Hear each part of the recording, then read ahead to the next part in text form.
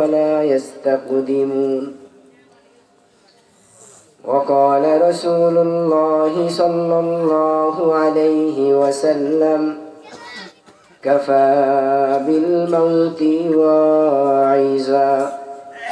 وقال رسول الله صلى الله عليه وسلم: أكثروا ذكر هذه اللذات، أو كما قال النبي عليه الصلاة والسلام.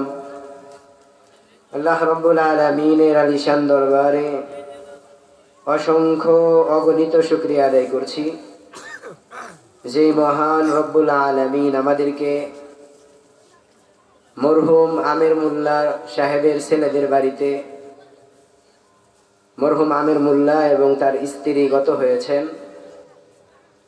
ওনাদের ইসালে সোয়াবের উদ্দেশ্যে এত সুন্দর আয়োজন ওনারা আমাদেরকে উপহার দিয়েছেন এবং আমরা এখানে অংশগ্রহণ করতে পেরেছি। দিল থেকে শুকরিয়া আদায় করি, আলহামদুলিল্লাহ। আমরা সচরাচর যেগুলো দেখি,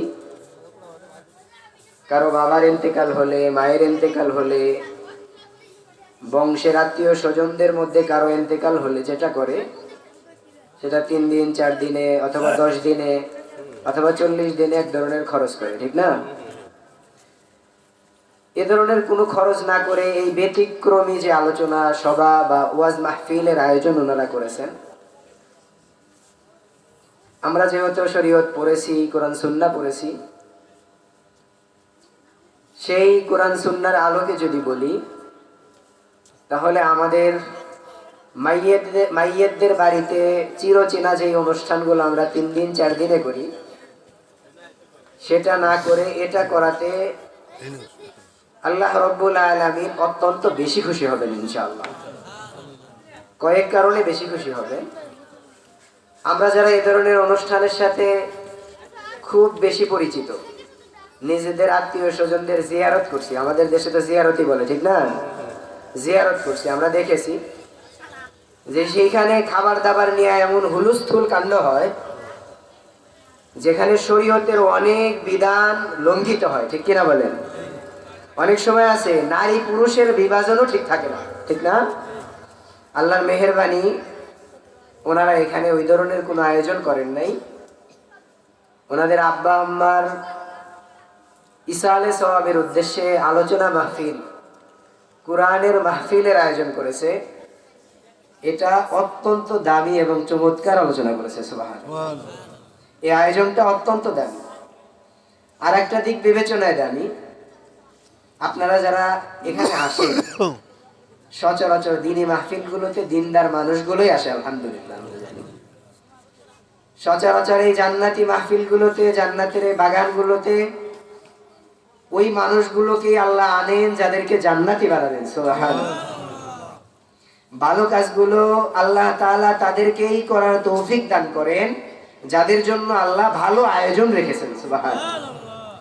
ফলে আমরা একেবারে নির্দ্বিধায় কথা বলতে পারি, আল্লাহ তাআলা আমাদেরকে যেহেতু এই জান্নাতের সুবিশাল বাগানের মধ্যে এনেছেন, সুশৃঙ্খল এই সুন্দর বাগানের মধ্যে এনেছেন, কম বেশি এখানে যারা বসছি, ওখানে যারা বসছি, শুধু বসারই ব্যবধান, আমি জানি, আমি এটা বিশ্বাস করি যে আমাদের সকলের ভিতরে দিনের বুঝ আলহামদুলিল্লাহ আছে।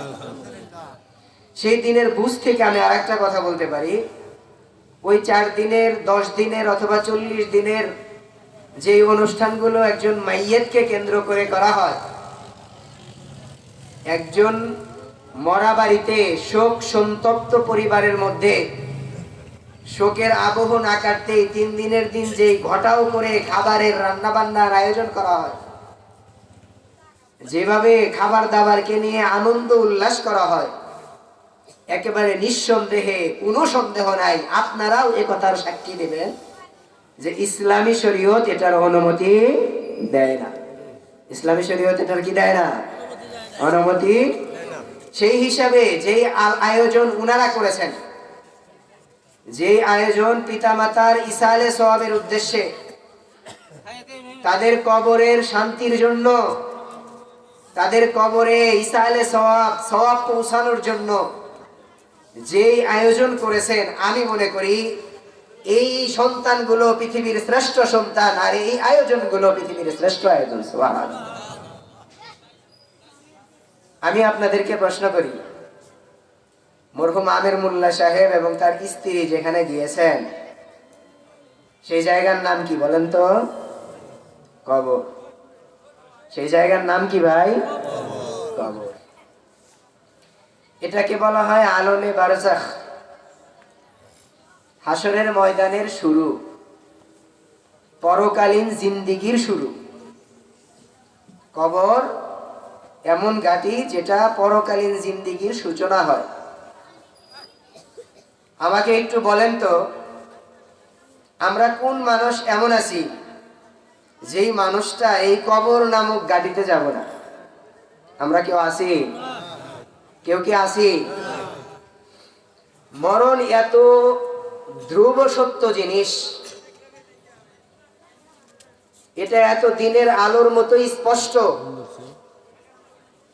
সকালের সূর্য যেরকম স্পষ্ট, মৃত্যুটাও ঠিক এরকম স্পষ্ট।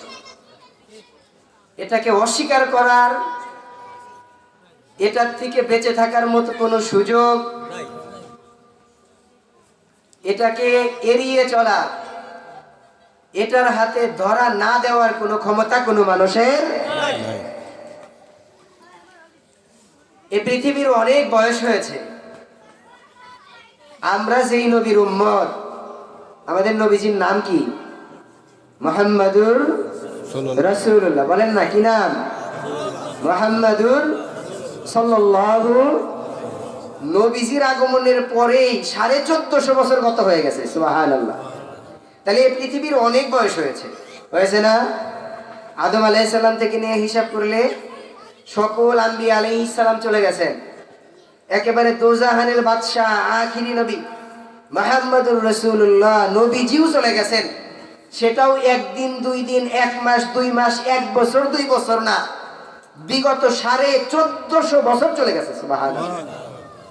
এবার বলেন, এই পৃথিবীর লম্বা ইতিহাস, এই পৃথিবীর লম্বা সময়ের যেই ব্যবধান, এই সময়ের আগের মানুষগুলো আছে না গেছে?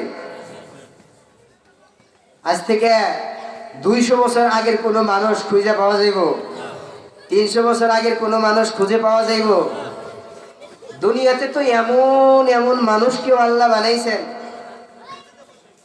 আল্লাহ তাআলা একটা জাতি তৈরি করছিলেন, আজ জাতি, যাদের মানুষের মধ্যে সবচেয়ে বাড়তে মানুষ যাকে বলে, খাটা মানুষ, তারও হাইট উচ্চতা হয়তো 100 হাত। সুবহানাল্লাহ। কত হাত? তাদের মধ্যে যারা লম্বা হইতো, দীর্ঘ আকারের হইতো, আমাদের মধ্যে লম্বা খাটো মানুষ আছে না, ওই লম্বা মানুষের পরিধি হইতো 450 হাত। সুবহানাল্লাহ। ওই মানুষগুলো এত বিশাল দেহের অধিকারী ছিল এবং এত বিশাল শক্তির অধিকারী ছিল, তারা পাথর কেটে, পাহাড়ের বড় বড় পাথর কেটে বাড়ি বানাইতো। সুবহানাল্লাহ। ওই ভারী ভারী পাথর কেটে বাড়ি বানানোওয়ালা শক্তিধর সেই আদ গোত্রের মানুষগুলোর একটাও কি আজকে জীবিত আছে? আছে? যদি কোনো মানুষের শক্তি তাকে এই কবরের যাওয়া থেকে, মৃত্যুর হাত থেকে বাঁচাইতে পারতো, তাইলে ওদের যেই শক্তি ছিল, ওরা ওই শক্তি ব্যবহার করে মৃত্যুর হাত থেকে বেঁচে যেত। ঠিক কিনা?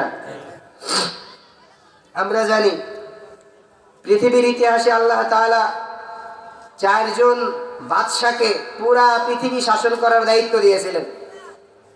বড় বড় 4 জন বাদশা ছিল, 2 জন মুসলমান, 2 জন কাফের। এই বড় বড় 4 জন যেই বাদশা ছিল, যারা পুরা দুনিয়া কাঁপাইছে হুকুম দিয়া, যাদের হুকুমে পুরা সূর্য যেখান থেকে ওঠে, সূর্য যেখানে অস্ত যায়, এ পুরা অঞ্চল যাদের হুকুমে উঠছে আর বসছে, আপনি বলেন তাদের হুকুম কি আজরাইলের কর্মকে থামাইতে পারছে? আজরাইলের মৃত্যুকে থামাইতে পারছে? পারে না। আমরা জানি পৃথিবীর ইতিহাসে এমন বহু সংখ্যক মানুষ দুনিয়াতে আল্লাহ তাআলা সৃষ্টি করেছিলেন, যাদেরকে আল্লাহ তাআলা অনেক ধন দৌলত দিয়েছিলেন, এদের মধ্যে একজন ছিল কারুন, যাদের নাম আমরা অনেক শুনেছি না? কি পরিমাণ মাল দৌলত ছিল তার, যে তার যেই মালগুলো যেই খাজানাগুলোতে রাখা হইতো, যেই গুদাম ঘরে রাখা হইতো, গুডাউনে রাখা হইতো, ওই গুদাম ঘর না, ওই গুদাম ঘরের দরজা না, ওই গুদাম ঘরের তালা না, ওই গুদাম ঘরের তালার চাবিগুলো বহন করতে তার বিশাল উটের বহর লাগতো। কি পরিমাণ সম্পদ ছিল তার! আপনি বলেন, যদি কাউকে এই কবর নামক ঘাটিতে যাওয়া থেকে বাঁচাইতে পারত, মৃত্যু নামক এই আল্লাহর অমোঘ বিধান, নির্মম এই বিধান থেকে বাঁচাইতে পারত, তাইলে কারণের সম্পত্তি তাকে কি বাঁচাইতে পারতো না? পারত। তাইলে দেখা গেল সম্পদ আমাকে মৃত্যুর হাত থেকে বাঁচাবে না, ক্ষমতা আমাকে মৃত্যুর হাত থেকে বাঁচাবে না, দ্বন্দ্বলত আমাকে মৃত্যুর হাত থেকে বাঁচাবে না, জমিদারি আমাকে মরণের হাত থেকে বাঁচাবে না, সন্তান সন্ততি আমার যদি অনেকও থাকে, একটা সন্তান সন্ততিও মরণের ফেরেশতার সামনে দাঁড়াইতে পারবে না। তাহলে মরতে হবে নাকি? ওই মরহুম আমির মোল্লা যেখানে গিয়েছেন এবং ওনার স্ত্রী মরহুমা যেখানে গিয়েছেন, আমাদেরকেও সেখানে যেতে হবে। কিন্তু বিষয় হলো, এ ব্যাপারটা আমরা বলি আর কি, না মরণ তো লাগবেই, হ্যাঁ মরা লাগবে, বলি না?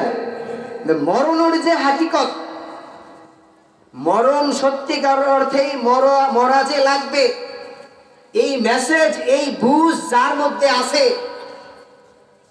এইটার প্রকৃত উপলব্ধি যার ভিতরে ঢুকেছে, আমরা যেগুলো করি, আমরা যেইভাবে জীবনযাপন করি, আমরা যেইভাবে দুনিয়াতে চলি, মরণ ভিতরে যার ঢুকছে, মরতে হবে এরকম মানুষ এভাবে জীবনযাপন করতে পারে না। একজনের ফুরা হয়েছে, সে ব্যথায় টনটনায়া কাতর, অঙ্গহানি হয়েছে, হাত বা পা অ্যাক্সিডেন্টে কেটে গেছে, আমরা বুঝি তার ব্যথা হয়েছে, বুঝি না? বুঝি যে উনি ব্যথায় কাতর, ব্যথায় কুকরাইতেছে। হয় না অনেক রোগে আক্রান্ত ব্যক্তি ব্যথায় কুকরায়? একটু বয়স হয়ে গেলে, আমাদেরই তো এখন শুরু হয়ে গেছে, আমাদের তো তেমন বয়স হয় নাই। আল্লাহ তাআলা আপনাদেরকে ভালো খাওয়াইছেন, নির্ভেজাল খাবার খাইছেন, সার বিষ মুক্ত খাবার খাইছেন, আপনারা অনেক দিন পর্যন্ত ভালো ছিলেন, আমরা থাকতে পারতেছি না। বাস্তব না? বাস্তব না? অন্যের ব্যথাটা আমি যেভাবে অনুভব করি, এইটার একটা স্তর, যে আমি দেখলাম ভাই তার হাত কাটা, সে ব্যথায় কাতরাইতেছে, তার পা কাটা, সে ব্যথায় কাতরাইতেছে, তার অঙ্গে বিভিন্ন জায়গায় ফোড়া উঠছে, ব্যথায় কাতরাইতেছে। এই ব্যথাটা আমরা অনুভব করি কি করি না? সন্তান ব্যথায় আক্রান্ত, বাবা অনুভব করে না? এইটার একটা স্তর আছে, এইটার একটা পর্যায় আছে। কিন্তু ওই ফোড়াটাই যদি নিজের দেহে ওঠে, ওই অঙ্গহানিটাই যদি নিজের কোনো অঙ্গহানি হয়, ওই ক্ষতটাই যদি নিজের কোনো অঙ্গের মধ্যে ঘটে, নিজের হাতের একটা অংশ নাই কেটে গেছে, নিজের পায়ের করে একটা অংশ নাই কেটে গেছে, নিজের দেহের বিভিন্ন জায়গায় ফোড়া উঠে ব্যথায় আক্রান্ত হয়ে গেছে, আপনি বলেন ওই অন্যের ব্যথায় আক্রান্ত হওয়ার অনুভূতি আর নিজেই ব্যথায় আক্রান্ত হওয়ার অনুভূতি কি এক না ব্যবধান আছে? ব্যবধান আছে না? ব্যবধান আছে না? হ্যাঁ, মরা লাগবই, এনে তো আসলে কেউ থাকে না, মরতে তো ওই হ যাবো তো, এইটা একটা বলা আর কি, মুখে বলা আর কি। সত্যিকার অর্থেই যদি কোনো মানুষ তার দিলের মধ্যে এ কথা বসায় নেয় যে আমার হায়াতের কোনো গ্যারান্টি নাই, আমার এই জিন্দেগির কোনো ধরনের ভরসা নাই, আমাকে মৃত্যুর হাত থেকে বাঁচাইতে পারে এমন কোনো ক্ষমতা নাই, আমাকে মরণের হাত থেকে রক্ষা করতে পারে এমন কোনো বাহাদুরি নাই, আমাকে মরণের হাত থেকে বাঁচাইতে পারে এমন কোনো জমিদারি নাই, আমার কোনো সম্পত্তি, আমার কোনো সন্তান, আমার কোনো ক্ষমতা, আমার কোনো বুদ্ধিমত্তা, আমাকে আল্লাহ যত কিছু দান করেছেন, এই সব কিছুকে যদি আমি মরণের সামনে দাঁড় করাই আর আল্লাহ যদি আমার রূহ কবজ করার ফায়সালা করেন, তাইলে আল্লাহর হুকুমের কাছে দাঁড়ানোর মতো সুযোগ আমার নাই। এই বিষয়টা যদি কোনো বান্দার বুঝে এসে যায়, এটা যদি কারো দিলের মধ্যে ঢুকে, এটা যদি কারো অন্তরের মধ্যে বসে, আমাকে মরতে হবে। দেখেন, কাঁধে করে বাবার লাশ কবরে নিয়ে গেছি, নিজের হাতে তাকে দাফন করেছি। কাঁধে করে মায়ের লাশ কবরে নিয়ে গেছি, নিজের হাতে তাকে দাফন করেছি। নিজের কত নিকটের আত্মীয়কে গোসল করাইছি, তাকে কাঁধে করে নিয়ে কবরস্থানে দাফন করাইছি। কিন্তু মরণের যেই হাকিকত, সত্যিকারের যেই উপলব্ধি আমার ভিতরে আসার কথা, সেই উপলব্ধিটা এখনো পর্যন্ত আমাদের আসে নাই। ঠিক কিনা বলেন? এখনো পর্যন্ত আমাদের আসে নাই। যদি সেই উপলব্ধি আসতো, আমি মরে যাব এবং আমাকে এটার থেকে বাঁচানোর কোনো ক্ষমতা কারো নাই, আমি মরে যাব এটাকে ঠেকায় রাখার মতো অধিকার কারো নাই, আমি মরে যাব এটার হাত থেকে বাঁচার মতো কোনো উপায় আমার নাই, তাইলে দিনের মধ্যে একবার হইলেও এই চিন্তা মাথায় আসতো, মরে যেহেতু যাবই, সেইখানে যাইতে হইলে আল্লাহ কি প্রস্তুতি নিতে বলেছেন সেটা নেওয়া দরকার। ঠিক কিনা বলে? ঠিক না? তাহলে মরে যাব, এটা বলি আমরা মরে যাব, কিন্তু এটার প্রকৃত উপলব্ধি এখনো আমাদের দিলের মধ্যে আসে নাই। রাসূল বলেছেন, মরণের উপলব্ধি যদি কোনো মানুষের অন্তরে সত্যিকার অর্থেই যেইভাবে গাঁথার কথা, মরণের উপলব্ধি সত্যিকার অর্থেই একজন মানুষের অন্তরে যেইভাবে ঢুকার কথা, মরণের উপলব্ধি, মরণের স্মরণ সত্যিকার অর্থেই যেইভাবে স্মরণ করার কথা, এটা যদি কোনো মানুষ স্মরণ করে, এটা যদি দিনে 20 বার স্মরণ করে, আমাকে কবরে যেতে হবে, আমাকে মৃত্যুবরণ করতে হবে, রাসূল বলেছেন ও তো জীবন যাপন করবে ফেরেশতার মতো। সুবহানাল্লাহ। ও গুনাহ করবে কেমনে? রাসূল বলেছেন দিনে 20 বার সত্যিকার অর্থেই যদি কেউ মরণের স্মরণ করে, আর ওই দিন যদি সে মারা যায়, রাসূল বলেন আল্লাহ তাকে শাহাদাতের মৃত্যু দান করবেন। সুবহানাল্লাহ। না, শাহাদাতের মৃত্যু দান করবেন তাকে, কিন্তু মরণের স্মরণটা হবে সত্যিকার অর্থেই মরণের স্মরণ, প্রকৃত অর্থেই মরণের স্মরণ, যেটা অনুপম আদর্শের অধিকারী হযরতে সাহাবায়ে ইকরাম করেছেন। কেমন করেছেন মরণের অনুসরণ?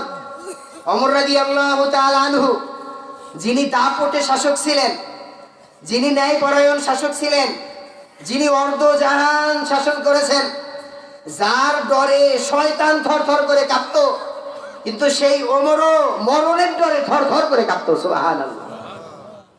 আমরা যেইভাবে দুনিয়াতে জীবন যাপন করি, আমরা যে সামান্য ক্ষমতা পাওয়ার পরে জমিনে যেইভাবে বিচরণ করি, আমরা সামান্য সম্পদের অধিকারী হওয়ার পরে মানুষের সাথে যেই আচরণ করি, আমরা সন্তানাদি একটু প্রতিষ্ঠিত হয়েছে, কয়েকজন সন্তান আমার, যেই আচরণ প্রতিবেশীর সাথে করি, আমার এই আচরণ কশ্চিন কালেও এ কথার সাক্ষী দেয় না যে এই ব্যক্তির অন্তরের মধ্যে মরণের স্মরণ আছে। এই ব্যক্তির অন্তরের মধ্যে মরণের স্মরণ আছে। ওই দাপুটে খলিফা, যাকে দেখে শয়তান পর্যন্ত থরথর করে কাঁপতো, যাকে ফারুক বলা হয়, সত্য মিথ্যার পার্থক্য নির্ণয়কারী, আপনারা জানেন তাকে এই উপাধি রাসূল সাল্লাল্লাহু আলাইহি ওয়াসাল্লাম কখন দিয়েছিলেন? একজন মুনাফিক রাসূলের কাছে কোনো একটা নালিশ নিয়ে গেছেন, রাসূল ফয়সালা দিয়েছেন, ফয়সালাটা বিধর্মীর পক্ষে দিয়েছেন, কারণ সে ন্যায়ের পক্ষে ছিল। সে ভাবছে আমি এই ফয়সালাটা ওমরের কাছে নিয়ে গেলে মনে হয় ফয়সালাটা ঘুরতে পারে, কারণ ওমর তো বিধর্মীদের ব্যাপারে কঠোর। যখন যে ওমর রাদিয়াল্লাহু তাআলা আনহুকে বলছেন যে আমার আর তার মধ্যে এই দ্বন্দ্ব, নবীজির কাছে গেছিলাম, নবীজি এরকম ফয়সালা দিয়েছে, তার পক্ষে চলে গেছে। উনি বলছেন তাই? রাসূল ফয়সালা দিয়েছেন আর এটা তার পক্ষে গেছে? রাসূল ফয়সালা দিয়েছেন? বলছে হ্যাঁ রাসূল ফয়সালা দিয়েছেন। বলছে তুমি একটু দাঁড়াও, আমি আসতেছি। ঘরের থেকে যায় তরবারি চাইলে একটা কল্লা ফেলাই দিছে এক কোপে, যে তুমি রাসূলের ফয়সালা মানো না, আমার কাছে আসছো ভিন্ন ফয়সালা নেওয়ার জন্য। এই দাপুটে শাসক ওমরও মরণের ভয়ে এতটা থরথর করে কাঁপতেন। উনার আংটিতে একটা সিলমোহর ছিল, যেই সিলমোহরে লেখা ছিল কাফা বিল মাউতি ওয়াইজা। ওমর রাদিয়াল্লাহু তাআলা আনহুর সিলমোহরে এটা লেখা ছিল যে একজন ব্যক্তি যদি নসিহা গ্রহণ করতে চায়, একজন মানুষ যদি ওয়াজ যথেষ্ট পরিমাণ ভালো মানুষ হওয়ার জন্য উত্তম ওয়াজ শুনতে চায়, সে যেন শুধু মরণের স্মরণটাকেই দিলের মধ্যে রাখে। সুবহানাল্লাহ। তাইলে মরণের স্মরণ সাহাবায়ে ইকরাম যেভাবে রেখেছেন এইভাবে যদি আনি, হযরতে উসমান রাদিয়াল্লাহু তাআলা আনহুর ব্যাপারে বলা হয় উনি কবরে যায় এত কাঁদতেন, এত কান্নাকাটি করতেন, কাঁদতে কাঁদতে বুক ভাসায় ফেলতেন। সাহাবায়ে ইকরাম বললেন, ইয়া আমিরুল মুমিনিন, আপনি তো জান্নাত জাহান্নামের কথা শুনে এত কাঁদেন না, যতটা কাঁদেন কবরের পাশে এসে, কারণ কি? উসমান রাদিয়াল্লাহু তাআলা আনহু বললেন, এটা হলো আলমে বারজাখে, এটা হচ্ছে হাসরের ময়দানের প্রথম মঞ্জিল। এই মঞ্জিলটা অত্যন্ত ভয়াবহ, এই মঞ্জিলটা অনেক বেশি ভয়ঙ্কর, এই মঞ্জিলটা অত্যন্ত নিষ্ঠুর। সাহাবায়ে কেরাম বর্ণনা করেন, রাসূল একদিন এমনি বসে আছেন, চোখ ওঠান না, মাথা উপরের দিকে উঠান না। অনেক চিন্তিত থাকলে আমরাও অনেক সময় নিচের দিকে মাথা দিয়ে এভাবে ভাবি না। নবীজি এভাবে ভাবতেছেন, মাথা উঠান না। লম্বা সময় হয়ে গেছে নবীজি মাথা তোলেন না। সাহাবায়ে কেরাম পেরেশান, নবীজির চেহারা বিবর্ণ হয়ে গেছে, নবীজির চেহারা কালো হয়ে গেছে, নিচের দিকে তাকিয়ে আছেন তো আছেন, রাসূল উপরের দিকে চেহারা উঠান না। রাসূল সাল্লাল্লাহু আলাইহি ওয়াসাল্লাম অনেক সময়ের পরে নিচের থেকে মাথাটা উপরে উঠায়া বললেন, ইস্তাঈদু মিন আযাবিল কবর মাররাতাইন আও সালাসান। রাসূল বললেন, হে আমার উম্মতেরা, তোমরা কবরের আযাব থেকে বাঁচো। সুবহানাল্লাহ বলেন। রাসূল এই কথা 3 বার বললেন, হে আমার উম্মতেরা, তোমরা কবরের ভয়ঙ্কর আযাব থেকে বাঁচো। হে আমার উম্মতেরা, তোমরা কবরের ভয়ঙ্কর আযাব থেকে বাঁচো। সুবহানাল্লাহ বলেন। কবর এত ভয়ঙ্কর ব্যাপার। রাসূল সাল্লাল্লাহু আলাইহি ওয়াসাল্লাম হাদিসের মধ্যে বলেছেন, আল কবরু হুফরাতুম মিন হুফারিন নার আও রাওযাতুম মিন রিয়াজিল জান্নাহ। আমরা মনে করি কবরস্থানের কিছু মাটি সরাইয়া 3.5 হাত গর্ত কইরা আমার মা বা আমার বাবা বা আমার আত্মীয়কে রেখে আসছি। এটা 3.5 হাত মাটি না। এটা যদি আমল নামা ভালো নিয়ে কেউ যায়, এটা যদি যথেষ্ট পরিমাণ ভালো আচরণ করার মতো উপযুক্ততা হাসিল করে কেউ সেখানে যায়, তাইলে তার জন্য রাসূল বলেছেন, রাওযাতুম মিন রিয়াজিল জান্নাহ। এই কবর, এটা শুধু কবর না, এই কবর শুধু মাটির ঘর না, এই কবর তার জন্য জান্নাতের বাগান হবে। সুবহানাল্লাহ। আর কেউ যদি বদ আমল নিয়ে যায়, কেউ যদি খারাপ আমল নিয়ে যায়, কেউ যদি দুনিয়াতে আল্লাহর আদেশ না মেনে, রাসূলের তরিকা না মেনে জীবন যাপন করে সেখানে যায়, রাসূল বলেছেন হুফরাতুম মিন হুফারিন নার, তাইলে এটা জাহান্নামের একটা অংশ। নাউযুবিল্লাহি মিন যালিক। তাইলে কবর এটাকে খাটো করে দেখার মতো উপায় নাই। যেটা বলতেছিলাম, উসমান রাদিয়াল্লাহু তাআলা আনহু অনেক কাঁদেন। সাহাবায়ে কেরাম জিজ্ঞাসা করলেন, আপনার কান্দার কারণ কি? আপনি জান্নাতের আলোচনা শুনেন এত কাঁদেন না, জাহান্নামের আলোচনা শুনেন এত কাঁদেন না, কিন্তু কবরের পাশে আসলে আপনি 2 চোখের পানি আটকায় রাখতে পারেন না, এর কারণ কি? তখন উসমান রাদিয়াল্লাহু তাআলা আনহু বলেছেন, এটা হচ্ছে আলামে বারজাখে, এটা হচ্ছে আখিরাতের সফরে, এটা হচ্ছে প্রথম মঞ্জিল। যদি কোনো বান্দা এই মঞ্জিলে পাশ করে যায়, আল্লাহ সুবহানাহু ওয়া তাআলা তার নিজস্ব করুণা দ্বারা বাকি সকল মঞ্জিলে তাকে পাশ করায় দিবেন। সুবহানাল্লাহ। আর যদি কোনো বান্দা এখানে ধরা খায়, এই কবরে ধরা খায়, তাইলে পুরা বাকি অন্য ঘাটিগুলোতে তার ধরা খাওয়া ছাড়া কোনো উপায় থাকবে না। এজন্য ভাইরা আমার, কবরে আমরা রাখি, আমরা অনেকে এখানে বয়স্ক আছি, অনেক আত্মীয় স্বজন নিজের হাতে রাখছি না, যেটার হাকিকত বোঝা দরকার। ওই জায়গায় যাওয়ার আগে ওই জায়গার পূর্ণ প্রস্তুতি নিয়ে যাওয়া দরকার। নবী করিম সাল্লাল্লাহু আলাইহি ওয়াসাল্লাম তার কলিজার টুকরা ফাতেমা রাদিয়াল্লাহু তাআলা আনহাকে বলেছেন, মা ফাতেমা, কবর এমন জায়গা যেখানে তুমি যে আমার কন্যা, আমি নবী মুহাম্মদের কন্যা, দোজাহানের সর্দারের কন্যা, এটা বলারও সুযোগ নেই। এটাই এমন জায়গা, কবর প্রতিদিন আমাদেরকে স্মরণ করায়। কি স্মরণ করায়? আনা বাইতুল ওয়াহদা ওয়া আনা বাইতুত তুরাব ওয়া আনা বাইতুল গুরবা। আমি একাকিত্বের ঘর। দুনিয়াতে অনেক সাঙ্গপাঙ্গ ছিল তোমার, অনেক বন্ধু বান্ধব, অনেক আত্মীয় স্বজন, অনেক মানুষজন নিয়ে দুনিয়াতে চলাফেরা করা ছিল তোমার। কত মানুষ দুনিয়াতে তোমার পদঙ্ক অনুসরণ করেছে, কত মানুষ তোমার পিছনে পিছনে চলেছে, কত মানুষ তোমার কথায় উঠেছে, কত মানুষ তোমার কথায় বসেছে। কিন্তু কবর এমন একটা জায়গা, আনা বাইতুল ওয়াহদা, এটা এমন জায়গা যার জন্য তুমি সারা জীবন করেছো সেই বিবিও তোমাকে সঙ্গ দিবে না। কবরে এমন জায়গা যেই সন্তানদের জন্য সারা জীবন মাথার গাম পায়ে ফেলে কর্ম করেছো, যাদেরকে প্রতিষ্ঠিত করার জন্য হালাল হারামের তুয়াক্কা তুমি করো নাই, যাদেরকে মানুষ বানাইতে গিয়ে তোমার কোনো ধরনের হুঁশ ছিল না। আমি আল্লাহ, আমার কর্মগুলো করার প্রতি তোমার কোনো খেয়াল ছিল না। দৈনন্দিন যে আমলগুলো করার বিধান তোমাকে দেওয়া হয়েছিল, 5 ওয়াক্ত নামাজ পড়ার কথা বলা হয়েছিল, নির্দিষ্ট সময়ে রমজানের রোজাগুলো রাখার কথা বলা হয়েছিল, নির্দিষ্ট পরিমাণ মাল হইলে যাকাত দেওয়ার কথা তোমাকে বলা হয়েছিল, পর্দা বিবিগুলোকে, নিজের মেয়েদেরকে পর্দায় রাখার কথা তোমাদেরকে বলা হয়েছিল। যেই কর্মগুলোকে তোমাকে বর্জন করতে বলা হয়েছিল, অশ্লীল কর্ম করা যাবে না, জিনাহের কর্মের সাথে যুক্ত হওয়া যাবে না, মদ বা নিশার কর্মের সাথে যুক্ত হওয়া যাবে না, এ ধরনের বহু কর্মের কথা তোমাকে নিষেধ করা হয়েছিল। এ সকল কর্মের যেই বিধানগুলো তুমি লঙ্ঘন করেছো, যাদের কারণে লঙ্ঘন করেছো, যেই সন্তানদেরকে মানুষ করার জন্য লঙ্ঘন করেছো, হালালকে হালাল জানো নাই, হারামকে হারাম জানো নাই, সম্পদ কামাই করতে গিয়ে, সন্তানকে প্রতিষ্ঠিত করতে গিয়ে যেইভাবে তুমি জীবন যাপন করেছো, আজকে এই ঘরের মধ্যে আসছো, ওই যেই সন্তানের জন্য সৎ করলা, যেই সন্তানের জন্য হালাল হারামের তোয়াক্কা করলা না। আজকে আনা বাইতুল ওয়াহদা, আমার এই ঘরের মধ্যে, একেবারে নির্জন এই ঘরের মধ্যে, বাঁশঝাড়ের মধ্যে, বাঁশঝাড়ের নিচে, যেখানে রাত্রিবেলা ভয়েও কেউ একা একা আসে না।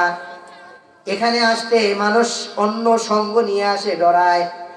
এরকম একটা জায়গার মধ্যে 3.5 হাত মাটির নিচে আমাকে একা একা রাইখা, যেই সন্তান তোমার জন্য এত কিছু আমি করেছি, এত দ্বন্দ্বলত, এত সম্পদ সঞ্চয় আমি করেছি, এত কিছু তোমার জন্য, তোমাকে মানুষ করার জন্য করেছি, ওই সন্তানটাও সেই দিন ওই কবরে আমাকে একা একা রেখে চলে আসবে। ঠিক কিনা বলেন? একা একা রেখে চলে আসবে।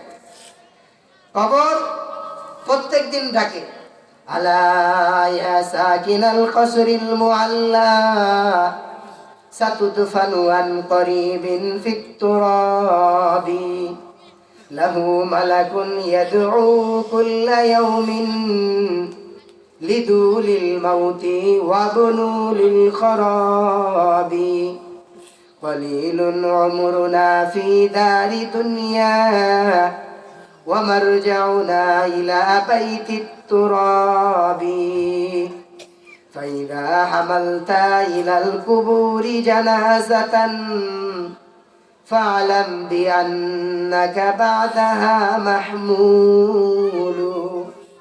কবর বলে, আলিশান কবরে তোমার বসবাস ছিল, আলিশান বাড়িতে তুমি বসবাস করেছো, আলিশান ঘর বাড়ি, পুস্তা করা বাড়িতে তুমি বসবাস করেছো, কিন্তু জেনে রাখো, সাতুদফানু আন করিবিন ফিত তুরাবি, অচিরেই এই মাটির কবরে তোমাকে আসতে হবে। ঠিক কিনা বলেন?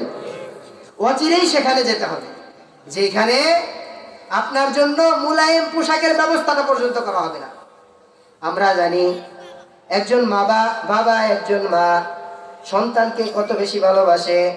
শীতের দিন সন্তান কোনো কারণে শীতের কষ্ট করবে, এটা বাবা মা চায় না? চায়? কোনো কারণে যদি শীতের পোশাক সন্তানের না থাকে, পিতা যত কষ্ট করেই হোক ওই সন্তানের জন্য শীতের ব্যবস্থা, পোশাকের ব্যবস্থা করে। ঠিক কিনা? করে না? শীতের পোশাকের ব্যবস্থা করে। কেন?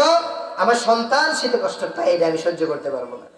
কিন্তু যখন মরণ এসে যায়, আমরা ঠিকই ওই মা বাবাকে পাতলা কাফনে মুড়ায়া একেবারে বিছানা ছাড়া মাটিতে রেখে আসি না আসি না পাতলা কাপড়ে মুড়ায়া রেখে আসি। এটা শুধু মা বাবাকে না, এটা আমার জন্য, এটা আপনার জন্য। এ কবর আমার ঘর, এ কবর আপনার ঘর। এটা আমার শেষ ঠিকানা, এটা আপনারও শেষ ঠিকানা। এটা আমি আপনি আমার আব্বা আম্মাকে তিন কাপড়ে পাতলা কাপড়ে কবরে রেখেছি। আমার সন্তানরাও তো আমাকে পাতলা 3 কাপড়ে কবরে রাখবে না? কি বলেন, রাখবে? নাকি কাউকে আরামের জন্য তোষকের ব্যবস্থা করে দিবে? দিলেও তো হবে না। দিলেও কি হবে? যদি কোনো মানুষ নেককার হয়, পরহেজগার হয়, তাইলে আল্লাহ তাআলার পক্ষ থেকে ফরমান আসবে। রাসূল বলেছেন, আফরিশু লাহু ফিরাশাল জান্নাহ। আমার এই বান্দা নেককার, আমার এই বান্দা বড় পরহেজগার, আমার এই বান্দা নামাজি ছিল, আমার এই বান্দা পরহেজগার ছিল, আমার এই বান্দা রোজা করেছে, আমার এই বান্দা দুনিয়ার জিন্দেগিতে শরীয়ত মেনেছে, আমার এই বান্দা দুনিয়াতে আমাকে বলে নাই। ফলে আমি আল্লাহ এই কবরে তাকে বলবো না। এই বান্দাকে যেহেতু পাতলা কাপড়ে তার আত্মীয়রা রেখে গেছে, 3 কাপড়ে তার সন্তানেরা রেখে গেছে, আফরিশু লাহু ফিরাশাল জান্নাহ, তার জন্য জান্নাতের বিছানা বিছায়া দাও। ওয়াল বিসুলাহু লিবাসাল জান্নাহ, যেহেতু তাকে পাতলা পাতলা 3টা কাপড় পরায়া তার আত্মীয়রা রেখে গেছে, পাতলা পাতলা 3টা কাপড় দিয়ে তার সন্তানেরা তাকে রেখে গেছে। এই বান্দা যেহেতু দুনিয়াতে আমাকে বলে নাই, এই বান্দা যেহেতু দুনিয়ার জিন্দেগিতে এক মুহূর্তও আমাকে বলে থাকে নাই, দিনে 5 বার আমার কুদরতি পায়ে সাজদা দিয়েছে, আমি আল্লাহ আজকে তাকে এই একাকিত্বের দিনে বলবো না। এই নির্জন ঘরের মধ্যে তাকে আমি একা ছাড়বো না। এই নিঃসঙ্গ ঘরের মধ্যে আমি আল্লাহ তাকে ছাড়বো না। এই বন্ধু বান্ধবহীন ঘরের মধ্যে আমি আল্লাহ তাকে ছাড়বো না। এই পাতলা পোশাকে আমি আল্লাহ তাকে রাখবো না। আল বিসুলাহু লিবাসাল জান্নাহ, সুবহানাল্লাহ। তাকে জান্নাতের পোশাক পরায়া দাও, সুবহানাল্লাহ। তার জন্য জান্নাতের পোশাক পরায়া দেওয়া হবে, সুবহানাল্লাহ। এবং আল্লাহ তাআলার পক্ষ থেকে ফরমান আসবে, ওয়াফতাহু লাহু বাবান ইলাল জান্নাহ। এই বান্দাকে, এই বান্দার কবরের সাথে জান্নাতের দরজাগুলো খুলে দিয়া তার জন্য যেই নাজ নিয়ামতের জান্নাত আমি বানাইছি, যেই শান্তির জান্নাত আমি তার জন্য বানাইছি, যেই নিয়ামতপূর্ণ জান্নাত আমি তার জন্য বানাইছি, যেই শান্তির জায়গা আমি তার জন্য বানাইছি, যেই জান্নাতের আশায় সারা জীবন সে কষ্ট করেছে, শীতের রাতের ভোরবেলা উঠে তাহাজ্জুদের নামাজ পড়েছে, শীতের রাতের ভোরবেলা উঠে ঠান্ডা পানি দিয়ে ওযু করে ফজরের জামাতে অংশগ্রহণ করেছে, যেই জান্নাত পাওয়ার আশায় আমি আল্লাহকে বলে নাই, যেই জান্নাত পাওয়ার আশায় আমার শরীয়তকে ত্যাগ করে নাই, যেই জান্নাত পাওয়ার আশায় আমার নাফরমানি করে নাই, এই বান্দার জন্য আমার জান্নাতের সবগুলো দরজা খুলে তাকে দেখার ব্যবস্থা করে দাও। ওয়াফতাহু লাহু বাবান ইলাল জান্নাহ, তার জন্য জান্নাতের সকল দরজা খুলে তাকে তার নিয়ামতপূর্ণ আসল ঠিকানা, তার শান্তির নীড়, তার ঘর, আপন ঘর তাকে দেখায় দাও, সুবহানাল্লাহ। হাদিসের মধ্যে আসছে, যখন তার জন্য জান্নাতের দরজাগুলো খুলে দেওয়া হবে, সে যখন তার জন্য তৈরি করা জান্নাতটা দেখবে, জান্নাতের নাজ নিয়ামতগুলো যখন তার চোখের সামনে আসবে, আমরা যেমন দেখি এখন আধুনিক জামানা, বিজ্ঞানের উৎকর্ষ সাধিত হয়েছে, এখানে বয়ান করলে ফুটেজের মাধ্যমে অন্যত্র দেশে বিদেশে দেখে না? তাহলে কবরে থেকে জান্নাত দেখা সম্ভব না? দুনিয়ার মানুষের মেধাই যদি এত কিছু করতে পারে, এই মেধাকে যিনি বানাইছেন ওই আল্লাহ দেখাইতে পারে না? রাসূল বলেছেন, ওয়াফতাহু লাহু বাবাল জান্নাহ, তার জন্য জান্নাতের সকল দরজা খুলে দাও। আমার এই বান্দা বহু কষ্ট দুনিয়াতে করেছে, অনেক পরিশ্রম দুনিয়াতে করেছে, জান্নাত পাওয়ার জন্য অনেক ত্যাগ সে স্বীকার করেছে। আহারে, হারামের অনেক হাতছানি আসছে, আরামে যুক্ত হয় নাই। অনেক হারামের ডাক আসছে, সেই ডাকে সে সাড়া দেয় নাই। অনেক অবৈধ মাল কামানোর সুযোগ আসছে, সে সেই সুযোগকে গ্রহণ করে নাই। আমি আল্লাহকে ডরাইছে, আমি আল্লাহকে ভয় করেছে, আমার শরীয়তটা পুঙ্খানুপুঙ্খানু অনুসরণ করেছে, 5 ওয়াক্ত নামাজ জামাতে পড়েছে। আমার এই বান্দা যেই জান্নাতের আশা এটা করেছে, ওয়াফতাহু লাহু বাবাল জান্নাহ, তার জন্য জান্নাতের সকল দরজা খুলে দাও, সুবহানাল্লাহ। সকল দরজা খুলে দাও। ওই জান্নাতি সকল নাজ নিয়ামত যখন দেখবে, হাদিসের মধ্যে আসছে, সে যখন জান্নাতের সকল আরামের আয়েশের সব জিনিস দেখবে, সে এটাকে ধরতে চাইবে। হুরগুলোকে যখন দেখবে, এটাকে পাইতে চাইবে। রাসূল বলেছেন, আল্লাহ তাআলা তখন এই বান্দাকে এমন শান্তির ঘুম পাড়ায়া দিবেন, বলবেন, বান্দা, এটা তোমার জন্যই বানানো হয়েছে, এটা তোমাকেই দেওয়া হবে। এই যে আলিশান ভবন, এই যে আলিশান বাড়ি, একটা জান্নাত এই দুনিয়ার 10 দুনিয়ার সমান। সুবহানাল্লাহ। একটা জান্নাত, একেবারে ছোট্ট একটা জান্নাত, এই যে দুনিয়াতে আমরা বসবাস করি, এই দুনিয়ার কয় দুনিয়া সমান? সুবহানাল্লাহ। যদি একটা জান্নাত এরকম পাওয়া যায়, বোঝেন তাইলে কি অবস্থা। ওই বান্দা যখন ওই নাজ নিয়ামত ওয়ালা জান্নাতটা পাইতে চাইবে, আল্লাহ বলবেন এই জান্নাত তোমার জন্যই বানাইছি, এই নিয়ামত তোমাকে আমি দিব, এই শান্তির ফায়সালা, শান্তির ঘর তোমার জন্যই বানাইছি, এই শান্তির নিটটা তোমার জন্যই নির্ধারিত। তবে এখনো সময় আসে নাই, আমি তোমাকে শান্তির ঘুম পাড়াইয়া দিলাম। বান্দা ঘুমায়া যাবে, এক ঘুমে হাসরের ময়দান কায়েম হয়ে যাবে। সুবহানাল্লাহ। আর যদি বান্দা দুনিয়াতে ভালো কর্ম না করে, দুনিয়াতে মরণের কথাটা স্মরণ না রাখে, কবরে যাইতে হবে এই ব্যাপারটা যদি মাথায় না থাকে, তাহলে দুনিয়াতে যদি নিজের মতো নিজের মন চাহি জিন্দেগি যাপন করে, শরিয়া না মানে, ইসলামকে পরিপূর্ণ অনুসরণ না করে, আল্লাহ তাআলার ফরমানগুলোকে পুঙ্খানুপুঙ্খানু অনুসরণ না করে, আল্লাহর নিষিদ্ধ বস্তুগুলোকে যদি না ছাড়ে, আল্লাহ তাআলার অবাধ্য বান্দা যখন কবরে যাবে, আল্লাহ তাআলা বলবেন আলবিসুহু মিনান নার ওয়াফরাশু লাহু মিনান নার, তাকে জাহান্নামের পোশাক পরাও, আগুনের পোশাক পরাও, তাকে জাহান্নামের বিছানা বিছায়া দাও, কবরের চতুর্পাশ থেকে আগুন জ্বালায়া দেওয়া হবে। হাদিসের মধ্যে আসছে কবরের মাটিতে এত জোরে তাকে চাপ দিবে, এই যে পাঁজরের হাড়গুলো, আমরা অনেক সময় একটা হাতকে আর এক হাতের মধ্যে এমনি করি কি করি না? এই পাঁজরের দুই পাশের হাড়গুলো দুই পাশের মাটির চাপের কারণে, দুই পাশের মাটির চাপের কারণে এই দুই পাশের হাড়গুলো এভাবে একটা আর একটার মধ্যে পরস্পর ঢুকে যাবে। নাউজুবিল্লাহ। ওয়াফরাশু ওয়ালবাসু লাহু লিবাসান নার ওয়াফরাশু লাহু লিবাসান নার, তার জন্য জাহান্নামের বিছানা বিছায়া দাও, তার জন্য জাহান্নামের পোশাক পরায়া দাও। তাহলে এই ফয়সালাটা কবরেই হবে। এই শান্তি অথবা অশান্তি, এই ফয়সালা কোথায় হবে? তাহলে কবর এটা স্বাভাবিক কোনো ঘর না, কবর এটা স্বাভাবিক কোনো জায়গা না। এই জায়গাটা যদি আমার জন্য সুন্দর হয়, তাহলে আমার পুরো আখিরাতের জিন্দেগি সুন্দর। আর এই জায়গাটা যদি আমার জন্য অশান্তির হয়, তাহলে পুরা আখিরাতের জিন্দেগিটাই আমার জন্য অশান্তি। ঠিক কিনা বলেন? শান্তির কিভাবে হবে আমরা জানি। আল্লাহ তাআলা রসুলের মাধ্যমে আমাদেরকে জানায়া দিয়েছেন, কবরে যখন রাখা হবে তখন আল্লাহ তাআলা ফেরেশতাদের মাধ্যমে তিনটা প্রশ্ন করবেন। কয়টা প্রশ্ন? আমরা সবাই জানি। কয়টা প্রশ্ন করবে? তিনটা প্রশ্ন করবে। এক নাম্বার প্রশ্ন করবে মার রব্বুকা, তোমার রব কে? আমাদের রব কে? আল্লাহ। এক নাম্বার প্রশ্ন করবে মার রব্বুকা, তোমার রব কে? দ্বিতীয় নাম্বার প্রশ্ন করবে ওমা দীনুকা, তোমার দিন কি, শরিয়া কি, তুমি কোন শরীয়ত মতে জীবন যাপন করেছো? ওমান হাদার রাজুল, এই ব্যক্তিকে, রাসূলকে দেখানো হবে, এই ব্যক্তিকে, একে তুমি চেনো কিনা। প্রথম প্রশ্ন মান রব্বুকা, তোমার রব কে? এই রব আমরা তো এক কথাই বলে দেই আমার রব আল্লাহ। আপনি বলেন এই উত্তরটা একজন বিধর্মীকে জিজ্ঞাসা করলে পারবে না? না। পারবে? পারবে না? অনেক বিধর্মী কালেমা পড়তে পারে না? অনেক বিধর্মী এই উত্তরটা পারবে না? এই উত্তর দেওয়াই কি শেষ? এই উত্তর দেওয়াই শেষ না। মান রব্বুকা, তোমার রব কে? আমরা বলেছি রব্বুনাল্লাহ। এই প্রশ্নটা আমাদেরকে আরো একটা জায়গায় করা হয়েছিল, বলতে পারবেন কোথায়? কোথায়? রূহের জগতে। মাশাআল্লাহ। কোথায়? আল্লাহ তাআলা বলছেন আলাস্তু বিরাব্বিকুম, আমি কি তোমাদের রব নই? আমরা সবাই বলেছিলাম রূহের জগতে থাকতে, সেখানে মুমিনরাও বলেছিল, কাফেররাও বলেছিল, মুনাফিকরাও বলেছিল, নাস্তিকরাও বলেছিল।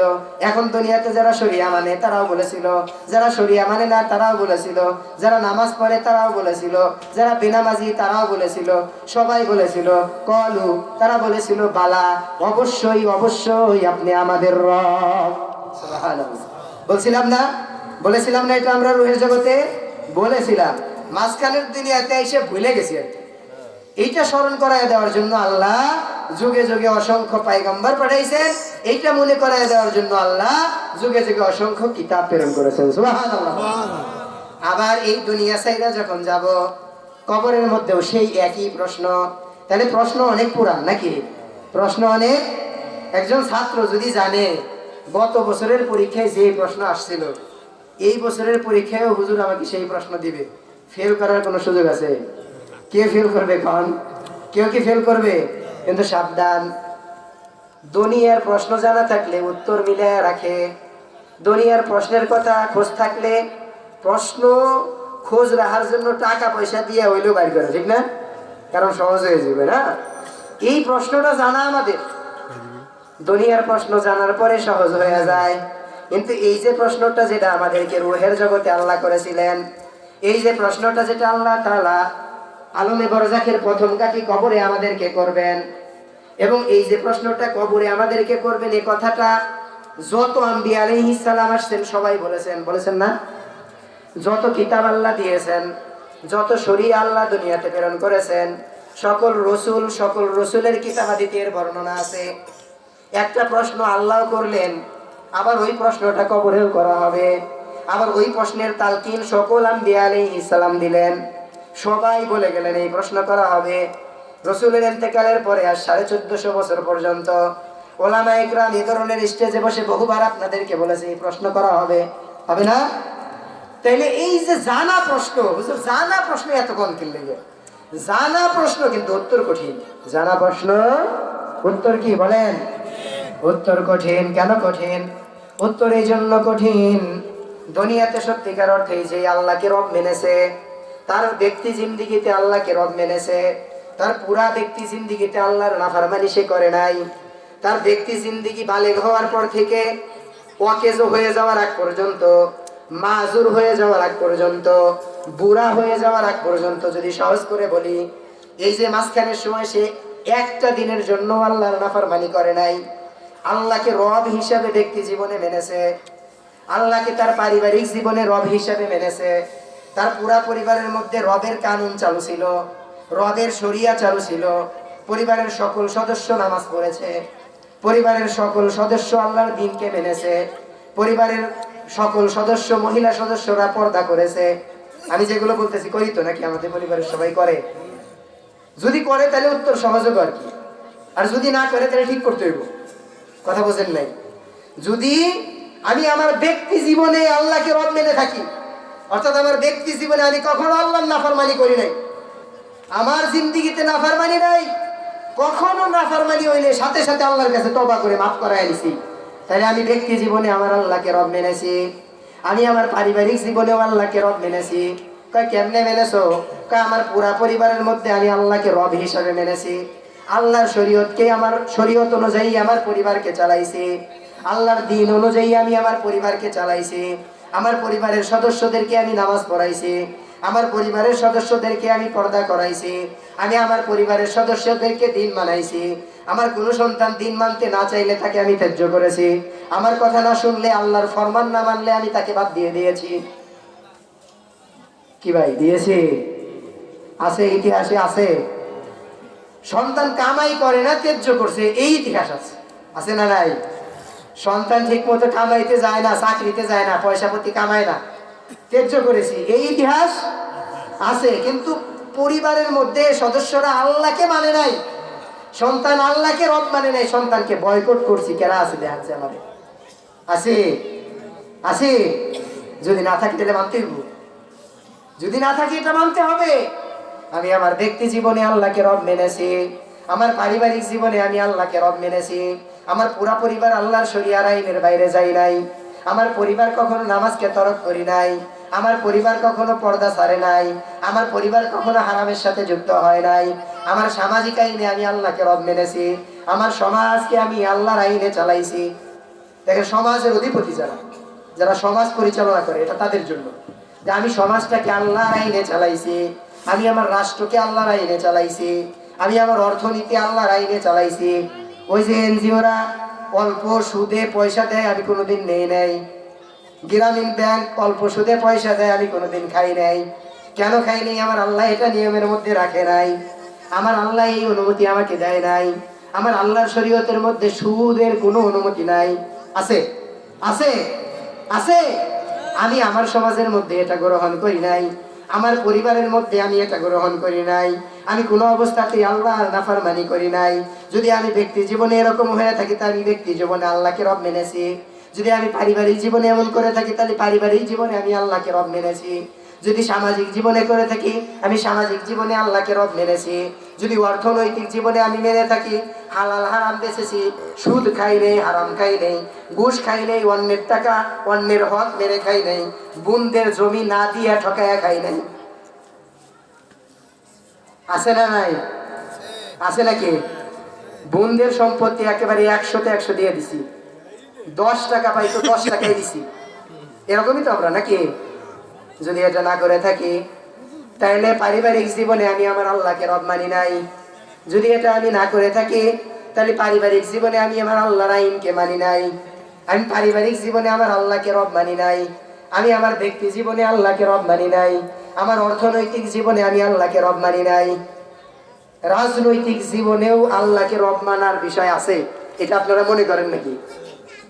ইসলামে রাজনীতি আছে, এইটাই তো অনেকে মানবে না। ইসলামে কি রাজনীতি আছে? তাহলে রাজনীতিক জগতেও আল্লাহ আমার রব, ওই রবকে খুশি করার মতো কাজ করতে হইব, এই উপলব্ধি আমাদের আছে নি? আছে।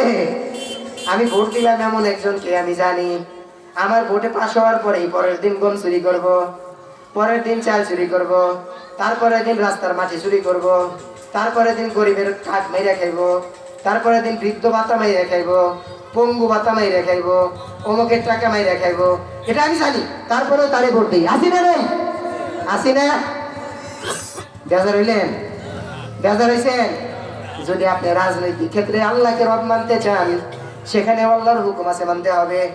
যদি আপনি সব জায়গার মধ্যে আল্লাহকে রব মানেন, ব্যক্তি জীবনে আল্লাহকে রব মেনেছেন, পারিবারিক জীবনে আল্লাহকে রব মেনেছেন, সামাজিক জীবনে আল্লাহকে রব মেনেছেন, রাষ্ট্রীয় জীবনেও আল্লাহকে রব মেনেছেন, আপনার অর্থনৈতিক জীবনে আপনি আল্লাহকে রব মেনেছেন, আপনার রাজনৈতিক জীবনে আপনি আল্লাহকে রব মেনেছেন, তাইলে আপনি লিখে নেন, কবরের মধ্যে আল্লাহ তাআলার পক্ষ থেকে ফেরেশতারা যেই প্রথম প্রশ্ন করবে, মার রব্বুকা, তোমার রবকে, ওই দিন এই প্রশ্নের জবাব দেওয়া আপনার জন্য আসান হবে। সুবহানাল্লাহ বলেন। আর যদি বলেন ব্যক্তি জীবনে টুকটাক আল্লাহকে তো আমি মানি, ব্যক্তি জীবনে আমি তো আল্লাহকে সাজদা দেই, নামাজ পড়ি, রোজার মাসে রোজাও রাখি, আমার উপরে নির্ধারিত পরিমাণ যাকাতও আমি দেই, আমার জ্ঞাতসারে আমি কাউকে ঠকাই না, কারো মাল আমি জোর করে নেই না, কাউকে কষ্ট দেই না, কাউকে গালি দেই না, কারো উপরে আমি আঘাত করি না, ব্যক্তি জীবনে আমি আল্লাহকেই তো মানি, কিন্তু আমার পরিবারটা এখনো শুধরায় নাই। তাহলে বদলাইতে হইব। তাহলে কি করতে হইব? বদলাইতে হইব, বদলাইতে হইব। সবগুলো জীবনে যদি আমার বদলাইয়া যায়, সবগুলো জীবনটা যদি আমি রবময় করতে পারি, রুবুবিয়্যাতময় করতে পারি, আল্লাহ তাআলার সাজে সজ্জিত করতে পারি, আমি আমাকে সজ্জিত করলাম আল্লাহর রঙে, আমার পরিবারকে সজ্জিত করলাম আল্লাহর রঙে, আমার বাড়িকে সজ্জিত করলাম আল্লাহর রঙে, আমার পুরা পরিবারকে সজ্জিত করলাম আল্লাহর রঙে, আমি যদি ক্ষমতাধর হই, সমাজপতি হই, এই সমাজকে বদলাইলাম, সজ্জিত করলাম আল্লাহর রঙে।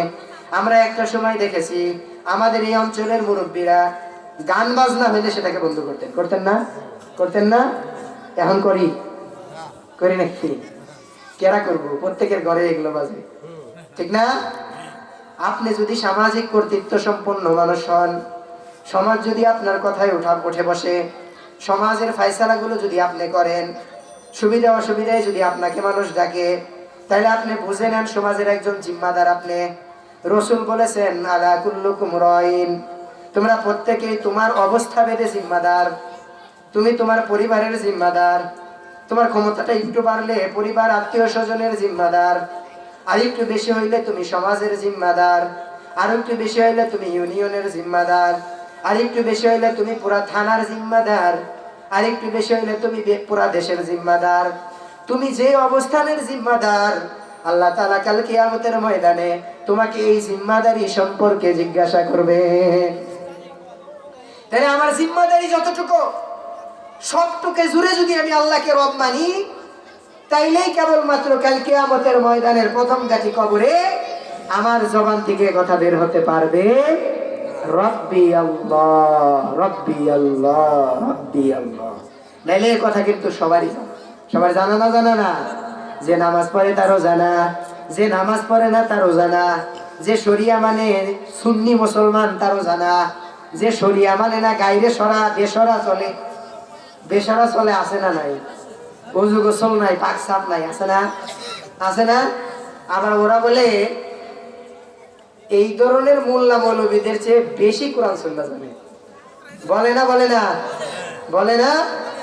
আচ্ছা, ওরা মাওলা আলীকে মানে, মানে আলী রাদিয়াল্লাহু তাআলা আনহুকে মানে আর কি। আলী রাদিয়াল্লাহু তাআলা আনহুকে জুলফিকার আসাদুল্লাহ রাসূলের জামাতা নাকি? আলী রাদিয়াল্লাহু তাআলা আনহুকে মানে, কিন্তু শয়তানের দল একদিনও নামাজ পড়ে না, এটাই দুঃখের বিষয়।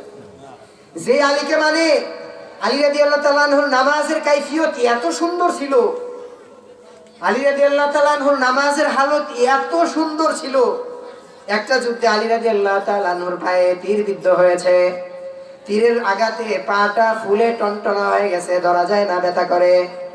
একজন বাহাদুর মানুষ যাকে আল্লাহ বলেছেন আসাদুল্লাহ, আল্লাহর সিংহ, আল্লাহর সিংহ, এত বড় বাহাদুর মানুষ, কিন্তু ব্যথায় কাতরাইতেছে, টান দেওয়া যায় না, ব্যথা করে। উনি কাকুতি মিনতি করে, কান্নাকাটি করে। রসুল বললেন ছেড়ে দাও আলীকে, আলী যখন নামাজে দাঁড়াইবে তখন তোমরা তার তীরটাকে বের কইরো। তাইলে তার নামাজের অবস্থা কেমন ছিল যে রসুলও জানতেন এই অবস্থায় যেই তীর বের করা যাইতেছে না, নামাজে দাঁড়াইলে বের করা যাবে। সুবহানাল্লাহ। সত্যি ইতিহাস সাক্ষী, আলী রাদিয়াল্লাহু তাআলা আনহু নামাজে দাঁড়াইছেন, নামাজে দাঁড়ানোর পরে ওই টনটনা ব্যথা পা, তীরটা একদিক থেকে ঢুকে আর একদিকে বের হয়ে গেছে, যেটাকে ধরলেই তিনি হাওমাও করে কাটতেন, সেই তীরটা নামাজের হালতে বের করে নেওয়া হয়েছে। আল্লাহর কসম, আলী রাদিয়াল্লাহু তাআলা আনহু নামাজের হালতে থাকছেন, একটু বোঝেন নাই। আর ওরা বলে মাওলা আলী রে মানি, আমরা মাওলা আলী রে মানি। তাহলে মাওলা আলী রে মানুষ নামাজ পড়ছ না কেন? মাওলা আলী রে মানে নামাজ পড়ে না, রসুলের শরীয়ত মানে নামাজ পড়ে না।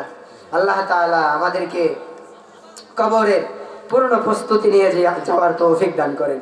একজন মানুষ কবরে যাওয়ার আগে যেই প্রস্তুতি নেওয়া দরকার, যে প্রস্তুতিগুলো নিলে কবরটা তার জন্য শান্তির হবে, তার মধ্যে একটা হচ্ছে ঈমানটাকে সুন্দর করা। ঈমানটাকে কি করা? সুন্দর করা। ঈমানকে সুন্দর করা। ঈমানের মূল কথা, সকল ক্ষমতার উৎস মহান মনিব আমার আল্লাহ। কে? আইনদাতা, বিধানদাতা কে? সব কিছুর মালিক কে? আমার হায়াত মওতের মালিক কে? সব কিছুর মালিক আমার আল্লাহ। এই বিশ্বাসের মধ্যে কোনো ধরনের ফাটল থাকতে পারবে না, কোনো ধরনের ত্রুটি থাকতে পারবে না। অনেক মানুষ আছে সন্তান হয় না, লম্বা সময় ধরে দাম্পত্য সম্পর্ক, সন্তান না হওয়ার কারণে একসময় হতাশ হইয়া পীরের দরবারে মান্নত করে এই আশায় যে এটা করলে আমার সন্তান দেবে পীরে, ঠিক না? এটা করলে আপনি বলেন তার ঈমান, আল্লাহর প্রতি যে আকীদা থাকার কথা, ঠিক আছে না বেঠিক হয়ে গেছে? বেঠিক হয়ে গেছে। কি হয়ে গেছে? বেঠিক হয়ে গেছে। তাহলে একজন ব্যক্তিকে কবরে যাওয়ার আগে যেই প্রস্তুতিগুলো নেওয়া দরকার, সেই প্রস্তুতিগুলোর মধ্যে অন্যতম হচ্ছে ঈমানটাকে সুন্দর করা। দেখেন, এটা উপলব্ধিতে আনেন যে যে কোনো মুহূর্তে আমার ডাক আসবে, যে কোনো মুহূর্তে আমার ভিসায় টিকিট লেগে যাবে। যেটা আপনার বিদেশে আমরা যাদেরকে পাঠাই, আমাদের যেই সন্তানেরা বিদেশ যায়, আমরা তো নির্ধারিত একটা তারিখ জানতে পারি আগেই, ঠিক না? আগে জানতে পারি না?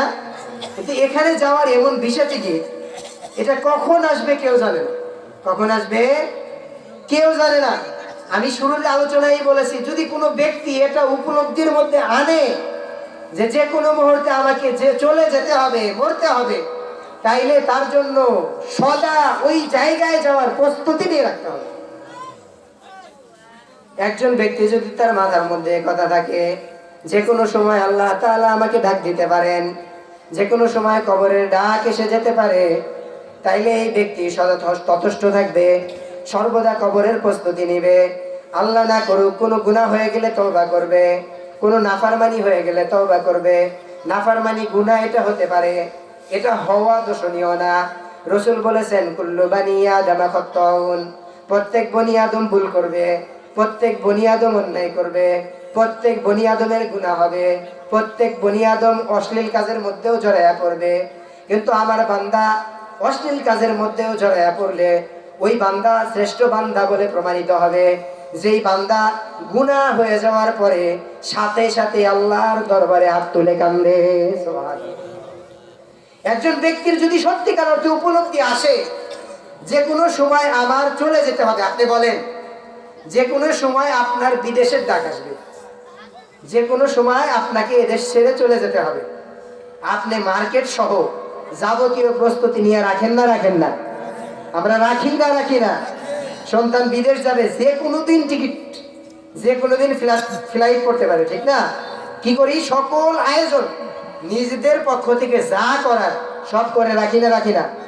একজন মরণের চিন্তা যার আছে, কবরের চিন্তা যার দিলের মধ্যে বসে গেছে, কবরের ডাক যে কোনো মুহূর্তে আসতে পারে, এই চিন্তাটা যে ব্যক্তির দিলের মধ্যে বসাইছে, এই ব্যক্তি শয়নের সময়, ঘুমানোর সময় এই চিন্তা করবে, আহারে আল্লাহ তো আজকে আমাকে শোয়ার মতো সুযোগ দিয়েছেন, বিছানায় পিঠ লাগানোর মতো সুযোগ আল্লাহ দিয়েছেন, আর এটা তো হতে পারে কালকে আমি এই বিছানার থেকে আর উঠতে নাও পারি, তাইলে কি করণীয়?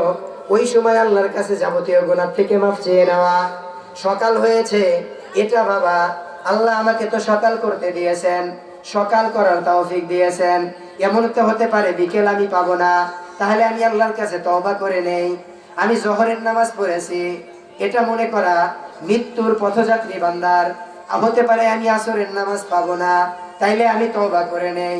আসরের নামাজ পড়েছি, একজন মৃত্যু পথযাত্রী ব্যক্তির এটা চিন্তা করা দরকার, হায় রে আল্লাহ আমাকে আসর পড়ার তৌফিক দিয়েছেন, এটা হতে পারে আমি মাগরিব পাবো না, মাগরিব পড়েছি হয়তো আমি ঈশা পাবো না, ঈশা পড়েছি হয়তো আমি ফজর পাবো না, তাইলে আমাকে কি করতে হবে? দুনিয়াতে ভুল হয়েছে, অন্যায় হয়েছে, নাফরমানি করেছি, অন্যকে কষ্ট দিয়েছি, কথার কষ্ট, জবানের কষ্ট, অর্থনৈতিক কষ্ট, আঘাত দেওয়ার কষ্ট, হাত দিয়ে আঘাত দিয়েছি, অনেক সময় তাকে ঠকায় আঘাত দিয়েছি, সকল কষ্টগুলো গুছায়া আজকে আমি মাফ চেয়ে একটা নির্ভেজাল অবস্থা তৈরি করি, যাতে আমার মাওলা ডাক দিলে যাইতে কোনো সমস্যা না হয়। সুবহানাল্লাহ।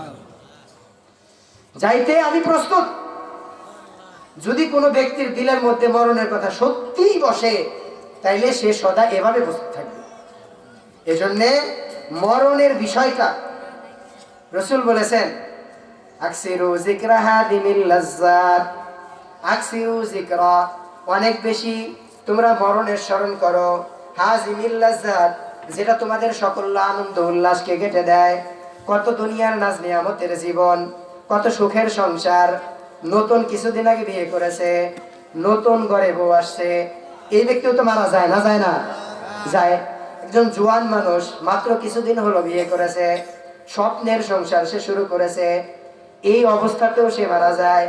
একজন মানুষ অনেক পরিশ্রম করে সংসারটাকে গুছাইছে, ব্যবসাটাকে প্রতিষ্ঠিত করেছে, নিজের ছেলেদেরকে প্রতিষ্ঠিত করেছে, চাকরি বাকরিতে এখন তারা সফল, বাবা এখন বসে খাওয়ার মতো উপযুক্ত বয়সে এসেছে, কিন্তু কবর থেকে ডাক এসে গেছে, চলে গেছে। এরকম নজির আছে না নাই? আছে না এরকম নজির? এরকম নজির বহুত আছে। একজন মানুষ বিদেশ করেছে 20 বছর, 25 বছর, 30 বছর, লম্বা টাইম বিদেশ করার পর বিদেশ থেকে আসছে, বাড়িঘর করেছে, শহরে জায়গা জমি নিয়েছে, বাড়িঘর কমপ্লিট, ঘরের মধ্যে বসবাস করবে, ঠিক এই মুহূর্তে মৃত্যুর পরোয়ানা জারি হয়ে গেছে। আছে না নাই? আছে। তাহলে যে কোনো বয়সে, যে কোনো মানুষের যে কোনো অবস্থায় মরণের ডাক আসতে পারে, এই বুঝ অবশ্যই দিলের থেকে সরানো উচিত যে আমি স্বাভাবিকভাবে বয়স হবে, চুল দাড়ি পেকে বৃদ্ধ হব, এক পর্যায়ে হাসপাতালের বেডে যাব, অচল হয়ে যাব, নাতিপুতি হবে, তখন আমার ইন্তেকাল হবে। আমাদের বুঝতে তো মোটামুটি এরকম, ঠিক না? আমরা সহস্তে যদিও বাবাকে রাখছি, আমরা সহস্তে যদিও মাকে রাখছি, যদিও আমার নিকটাত্মীয় অনেককে রাখছি, যদিও অল্প বয়সের অনেককেও আমি দাফন করছি এবং সে দাফনের সাক্ষী আমি হয়েছি, কিন্তু আমার নিজের ব্যাপারে চিন্তা করতে গেলে মনে হয় না আমারটা দেরি আছে, আমারটা কি আছে, এরকম মনে হয় না? এইটা দূর করতে হবে। এটা দূর করে মৃত্যুর প্রস্তুতি নিতে হবে। তাহলে মৃত্যুর প্রস্তুতি কি? 1 নাম্বার প্রস্তুতি হলো ঈমানটাকে সুন্দর করা, ওই যে বললাম সব ক্ষেত্রে আল্লাহকে রব মানা। 2 নাম্বার প্রস্তুতি হলো আল্লাহ তাআলা যেই নির্দেশগুলো দিয়েছেন যেই ইবাদত বন্দেগীগুলো করতে বলেছেন, যেই ইবাদতগুলোর কথা আল্লাহ তাআলা বলেছেন, সেই ইবাদত বন্দেগীগুলো আমাকে ঠিকভাবে করা। যদি আমার ইবাদতগুলো সুন্দরভাবে করি, যদি আমার ইবাদতগুলো উত্তম রূপে করি, তাইলে আল্লাহ তাআলা কাল কিয়ামতের ময়দানে এই আমলগুলো করার বদৌলতে, আল্লাহকে দুনিয়াতে রব মানার বদৌলতে শান্তির ফয়সালা করবেন। সুবহানাল্লাহ। তাহলে 1 নাম্বার ঈমানকে সুন্দর করা, 2 নাম্বার আমলকে সুন্দর করা, 3 নাম্বার গুনাহ বর্জন করা। কি করা? গুনাহ বর্জন করা। একটু খেয়াল করে শুনেন, এখনই হয়তো প্রধান বক্তা এসে যাবেন ইনশাআল্লাহ। গুনাহ বর্জন করা এটা মরণের জন্য, কবরে যাওয়ার আগের প্রস্তুতি নেওয়ার একটা অন্যতম বিষয়। দেখেন, সওয়াবের কর্ম করা সহজ, গুনাহ বর্জন করা কঠিন। আমরা যে যেই গুনাহে অভ্যস্ত, যে যেই গুনার মধ্যে যুক্ত, এই গুনাহ ছেড়ে দিয়ে, এই গুনাহ ছেড়ে দেওয়াটা এটা অত্যন্ত কষ্টের, দুরূহ ব্যাপার। আরবিতে একটা কায়দা আছে, জালবুল মানফাত দররুল মাদাররাতি ক্বাবলা জালবিল মানফাত। আপনি ভালো কর্ম করার আগে খারাপ কর্মগুলো ছেড়ে দেন। আপনি যে মানুষকে কষ্ট দিতেন, মানুষকে কষ্ট দেওয়া ছেড়ে দেন। আপনি যে মানুষকে কষ্ট দিতেন, কষ্ট দেওয়াটা ছেড়ে দেন। আপনার ভিতরে, আপনার সম্পদের ভিতরে বোনদের যে হকটা আছে দিয়ে দেন। আচ্ছা বলেন, আমার আপনার শেষ ঠিকানা কবর, ওইটা কি অনেক লম্বা জায়গা?